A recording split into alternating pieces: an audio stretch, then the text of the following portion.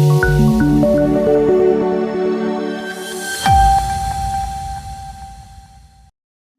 દર્શક મિત્રો, ગરવી ગુજરાત ન્યૂઝમાં આપનું સ્વાગત છે। ભાણવડના સતસાગર ડેમ નજીક કૂવામાંથી મગરનું રેસ્ક્યુ કરવામાં આવ્યું। ભાણવડના સતસાગર ડેમ નજીક એક વાડી માલિકના કૂવામાં કાપ કાઢતી વખતે અહીં ઉતરેલા શ્રમિકોને એક મગર જોવા મળ્યો હતો।